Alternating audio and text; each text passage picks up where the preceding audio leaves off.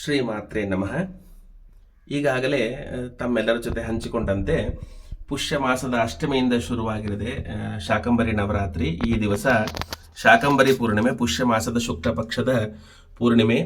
ಶಾಕಂಬರಿಯೇ ಒಳಗೊಂಡಂತೆ ಎಲ್ಲ ದೇವಿಯ ರೂಪಗಳ ಪೂಜೆಗೆ ಪ್ರಶಸ್ತವಾದ ದಿವಸ. ಸಾಮಾನ್ಯವಾಗಿ ಹುಣ್ಣಿಮೆ ಅಂತಂದರೆ ದೇವಿಯ ಪೂಜೆಗೆ ಪ್ರಶಸ್ತವಾದ ದಿವಸ. ಯಾಕಂದರೆ ಆವತ್ತಿನ ದಿವಸ ಚಂದ್ರ ತನ್ನ 16 ಕಲೆಗಳಿಂದ ಯುಕ್ತನಾಗಿ ಆಕಾಶದಲ್ಲಿ ಗೋಚರನಾಗ್ತಾ ಇರ್ತಾನೆ. ಆದ ಕಾರಣ ದೇವಿಯ ಪೂಜೆಯನ್ನು ಮಾಡುವುದಕ್ಕೆ ಪ್ರಶಸ್ತವಾದ ದಿವಸ. ಇವತ್ತು ಬಾಗಲಕೋಟೆ ಜಿಲ್ಲೆಯ ಬಾದಾಮಿಯಲ್ಲಿ ಇರುವಂಥ ಬನಶಂಕರಿ ದೇವಸ್ಥಾನದಲ್ಲಿ ಬನಶಂಕರಿ ದೇವಿಯ ರಥೋತ್ಸವ ನಡೀತದೆ. ಅದಲ್ಲದೆ ಮುಖ್ಯವಾಗಿ ಈ ನಮ್ಮ ಹೈದರಾಬಾದ್ ಕರ್ನಾಟಕದಲ್ಲಿ ಒಬ್ಬ ಶಕ್ತಿ ದೇವತೆಯಾಗಿ ಹೆಸರು ಪಡೆದಿರುವಂಥ ಮತ್ತು ಅತ್ಯಂತ ದೊಡ್ಡ ಜಾತ್ರೆ ಅಂತಲೇ ಕರೆಯಲ್ಪಡುವಂಥ ರಾಯಚೂರು ಜಿಲ್ಲೆಯ ಸಿಂಧನೂರಿನ ಬಳಿಯಲ್ಲಿ ಇರುವಂಥ ಅಂಬಾಮಠ ಅನ್ನೋ ಕ್ಷೇತ್ರದಲ್ಲಿರುವಂಥ ಸಿದ್ಧಪರ್ವತ ನಿವಾಸನಿಯಾದ ಅಂಬಾದೇವಿಯ ಜಾತ್ರೆ ಕೂಡ ಇವತ್ತಿನ ದಿವಸ ನಡೀತದೆ. ಆಕೆ ವಿಶೇಷವಾಗಿ ಬಗಳಾಮುಖಿ ದೇವಿಯ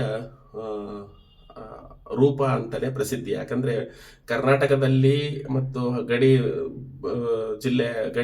ರಾಜ್ಯವಾದಂಥ ಆಂಧ್ರ ತೆಲಂಗಾಣಗಳಿಂದ ಸಾಕಷ್ಟು ಜನರು ಬಂದು ನಡ್ಕೊಳ್ತಾರಾದರೂ ಅಂಬಾದೇವಿಗೆ ಆಕೆ ಬಗಳಾಮುಖಿಯ ರೂಪ ಅನ್ನೋದು ಕೆಲವರಿಗೆ ಮಾತ್ರ ಗೊತ್ತಿದೆ. ಆದರೆ ಉತ್ತರ ಭಾರತದಿಂದ ಸಾಕಷ್ಟು ಜನ ಸಾಧು ಸನ್ಯಾಸಿಗಳು ಈ ಒಂದು ಜಾತ್ರೆಗೆ ಇಲ್ಲಿ ನೆರೀತಾರೆ. ಯಾಕಂದರೆ ಆ ಒಂದು ಸಿದ್ಧ ಪರ್ವತದ ಮಹಿಮೆ ಮತ್ತು ಅಲ್ಲಿ ನೆಲೆಸಿರುವಂಥ ಬಗಳಾಮುಖಿ ಅಥವಾ ಪೀತಾಂಬರಿ ದೇವಿಯ ರೂಪ ಅಂತ ಏನು ಕರಿತೀವಿ, ಅಂದರೆ ಸಿಡಿಲಿನ ಶಕ್ತಿ ಉಳ್ಳಂಥ ಆ ದೇವಿಯ ಶಕ್ತಿಯನ್ನು ಅರಿತವರು ಮಾತ್ರ ಆಕೆಯ ದರ್ಶನವನ್ನು ಪಡೆಯೋದಕ್ಕೆ ಸಾಧ್ಯ ಇದೆ.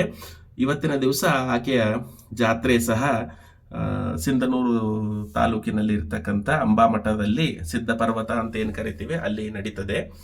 ಮುಖ್ಯವಾಗಿ ಸಿದ್ಧ ಪರ್ವತದ ಬಗ್ಗೆ ನಾವು ಹೇಳಬೇಕು ಅಂತಂದರೆ, ಇವತ್ತು ಕರ್ನಾಟಕದಾದ್ಯಂತ ಏನು ನವರಾತ್ರಿ ದಿನಗಳಲ್ಲಿ ಅಥವಾ ದೇವಿಯ ಭಕ್ತರು ದೇವಿ ಮಹಾತ್ಮೆ ಅನ್ನೋ ಒಂದು ಕೃತಿಯ ಪಾರಾಯಣ ಏನು ಮಾಡ್ತಾರೆ, ಅದನ್ನು ರಚಿಸಿರುವಂತಹ ಚಿದಾನಂದ ಅವಧೂತರು ಅಲ್ಲಿಯೇ ನೆಲೆಸಿದ್ದು ಅವರ ತಪೋಭೂಮಿ ಆಗಿರ್ತದೆ. ಅವರು ಆಂಧ್ರದ ಆದೋನಿಯ ಹತ್ತಿರ ಇರುವಂಥ ಪೆದ್ದ ಹರಿವಾಣಂನಲ್ಲಿ ಹುಟ್ಟಿದ್ರು.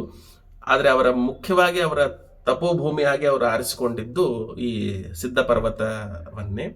ಮತ್ತು ಅವರ ಗದ್ದುಗೆ ನಾವು ಇಂದಿನ ಕೊಪ್ಪಳ ಜಿಲ್ಲೆಯ ಕನಕಗಿರಿಯಲ್ಲಿ ಅವರ ಗದ್ದುಗೆಯನ್ನು ಕಾಣಬಹುದು.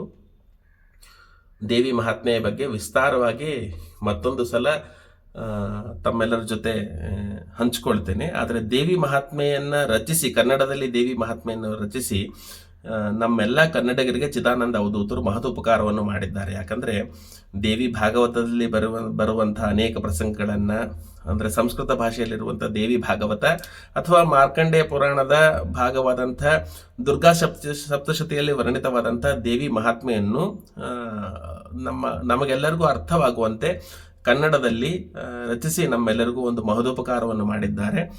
ಚಿದಾನಂದ ಅವಧೂತರು ರಚಿಸಿರುವಂತಹ ದೇವಿ ಮಹಾತ್ಮೆಯನ್ನು ಸಹ ಒಂದೊಂದು ಅಧ್ಯಾಯಗಳನ್ನು ಸಹ ನಾವು ಸವಿಸ್ತಾರವಾಗಿ ಮುಂದಿನ ದಿನಗಳಲ್ಲಿ ತಿಳಿದುಕೊಳ್ಳೋಣ.